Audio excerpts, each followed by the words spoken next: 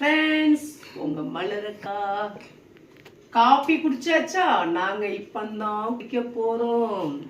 மல்லி வறுத்து, லைட்டா சுக்கு வறுத்து, கொஞ்சம் காபி குட்டையை கொஞ்சம் வறுத்து நுணுக்கி மிக்சியில திரிக்காம நுணுக்கி காபி போட்டிருக்கு. சுக்கு மல்லி காபி குடிச்சா தொண்டை கர கர கர கர பர பர பர பர குடு குடு குடு குடு குடு அதெல்லாம் கேட்கும். மண்டக்கடம், தொண்டை பரப்பர, சளி, இருமல் எல்லாம். ஃப்ரெண்ட்ஸ், மலரக்கா ஒரு இது சொல்லட்டா? நான் நல்லா குழவு விடுவேன். எப்படி குழவு விடுவேன் தெரியுமா? விட்டு காமிக்கிட்டா இருக்கா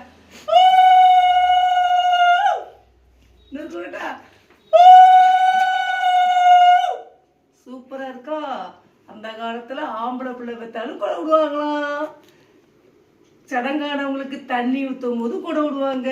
பொங்கலுக்கு பொங்கல் விடும் போது கொடை விடுவாங்க. கோயில்ல பொங்கல் விடும் போது இந்துக்கள் கொடை விடுவாங்க. எப்படி இருக்கு? குரல் நல்லா இருக்கு அக்காவுக்கு?